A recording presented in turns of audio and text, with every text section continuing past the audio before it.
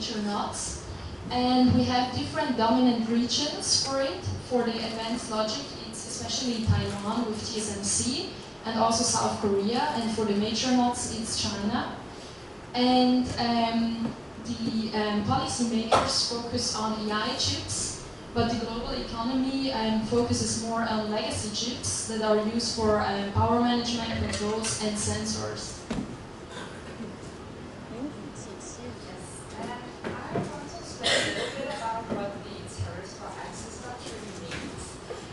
It's basically a shift in how the US used their trade policy.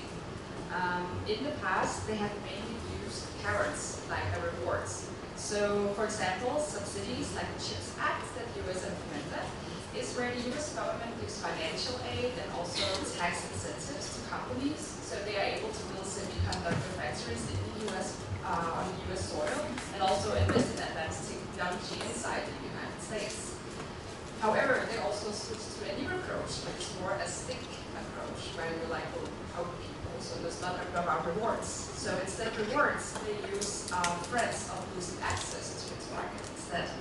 So the idea is really simple. If companies want to sell in the US, they also must follow the US supply chain rules, they have said. This system has mainly two parts. The first one is there is the universal tariff, around 10 and 20% on imports. And this creates a higher baseline cost for trading with the US, and it will also show that access to the market is no longer just automatic. It's something that is not something that you just earn. Secondly, there are much higher tariffs on products produced in China, especially for sensitive products like semiconductors. And these tariffs are over 60%, making it very expensive to keep producing your chips in China if you want to keep selling to the US market. But high tariffs only work if they can't be avoided.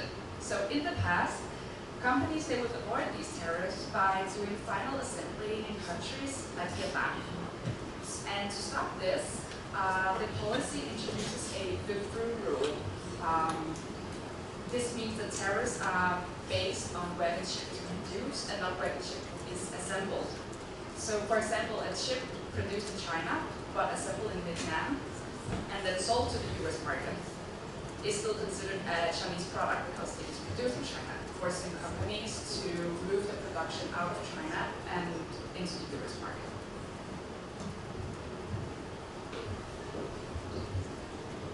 Okay, so my part, I'm going to talk about the legacy chip trap. So it's actually like the legacy chip is actually the mature node of the nanometers and above, and it's like 28 nanometers and above. So, and the legacy trap here is the collision of the West structural and elastic demand of the mature node for the semiconductors, and the Chinese state for the dominance of their production. So when we attempt to use the traditional policy tools, such as the tariffs, to solve this, we will immediately encounter for two structural paradoxes. So the first one is the time. So the tariffs actually is very fast, but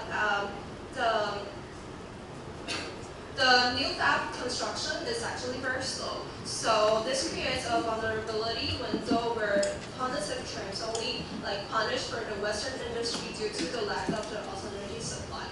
And then the second one is the capital paradox. So the governments can like subsidize for the CAP-AEX, which is the construction part, but they actually like cannot perpetually subsidize for the OP-AEX part, which is the operating cost. So without for the operating cost incentives, Western legacy fabs are not like commercially viable against for the Chinese subsidized capacities.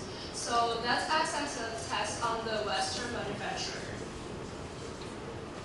So we will look at this.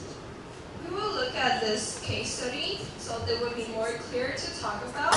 So the automotive industry reliance on the legacy chips is 95%. So a single modern vehicle contains up to 3,000 semiconductors. So mostly for the mature node for the devices. So unlike the customers of electronics, actually the automotive parts requires for 18 to 36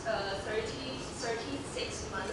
So for the qualification periods. So this makes the demand like completely inelastic in the short term. So you cannot just quickly change for the suppliers. So 60% of the tariffs on Chinese chips was just instantly add to an estimate of 400 to 600 to the bill of materials for every vehicle. So this cost would like directly just pass on the customer, lead to one critical outcome, which is the structural inflation. So to visualize the very complicated things we just told you, we have a very simple mathematical visualization. And for you, just the bottom line is important, in which you can see that these curves lead to a heavy margin crunch. And we want to note that we didn't consider the possibility of companies to pass on these tariff costs or the margin crunch to consumers. Because in real life, for example, given with the high-end luxury brand MS, it is shown that not even high-end luxury products, which have a very high price point, do this because the product will just become unattractive to consumers. And this leads to a corporate trilemma. So the companies that face this margin crunch because of tariffs only have three options, from which all are seemingly bad. They could either absorb the cost and accept the margin collapse, leading to lower net profits. And it's only sustainable for short periods because they still have to pay the same prices or even higher prices if tariffs go up. Like I just mentioned, we don't consider the possibility of passing on the cost to customers. They could re-engineer the supply chain and purge the Chinese content, so the silicon. But the issue is that there's a high non-recurring engineering cost, and it takes a lot of time to actually re-engineer such a supply chain. They would have to trial and error it, and it would just take too long to be sufficient. And the last possibility is to just abandon the product and exit the market, and thus leading to the loss of actually the need to adapt to these tariffs. And this leads to a bifurcated world. So there's a sphere that is USA aligned. It's the premium chain where companies prioritize sovereignty and compliance. The issue is that this cost is very costly because it's tariff protected. So companies would move their production lines to the US and then keep it there. The other sphere is the China aligned one, the volume chain. So the focus is more on appliances and the global south. And the priority is market access and cost, which are subsidized. Another additional side effect would be that you consider first mover advantages because production lines in the east and south are generally quicker. So in the global order, those countries use strategic arbitrage. The US and China are putting themselves between the two systems, and now they are split apart. Vietnam is the most importantly place where things are put together, but it forced risk because a strict check of chain shipments. And India has become a value alternative with the help of the government benefit, but there are still problems with the infrastructure. And Mexico is a big part of the US automotive supply chain, and gain from the nearshoring. We are thinking that this stage will still keep the balance both sides to gain the most economic gain. And the structural inflation is caused by the loss of efficiency.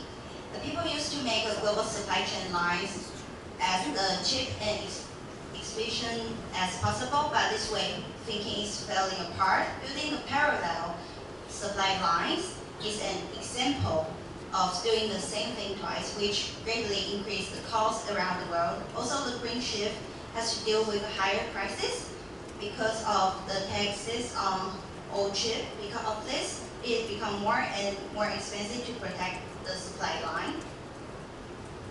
Currently, Taiwan is essential to the global semiconductor supply chain, and any major disruption would directly affect the global economy. Following the onshoring, Taiwan's role may shift from the essential to the strategically critical, reshaping the logic of the conflict. However, the reduced dependency could also lower other nations' willingness to integrate. And the firms should start with BOM audits to verify the semiconductor origins and inventory banking to short-term the supply risk and tariff-proof contracts, clarify who bears the tariff cost, and ensure that reduce the long-term exposure to high-risk suppliers.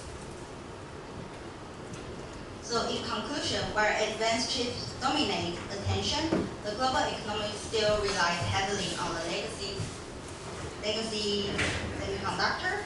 For policymakers, long-term operation sustainability is as critical as building a new fabs. For corporation, the reliance must now take priority over the efficiency. And this marks the end of the era of the globalized silicon. Any questions?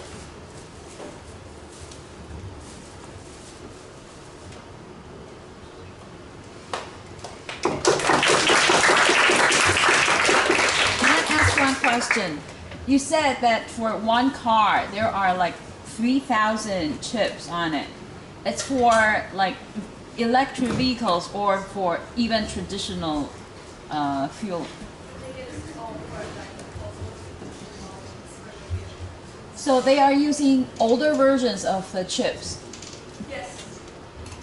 Okay, that explains why semiconductor like shortage or any politic influence kind of affects the availability of cars nowadays. So when you want to buy a car, you have to wait like some time. Thank you.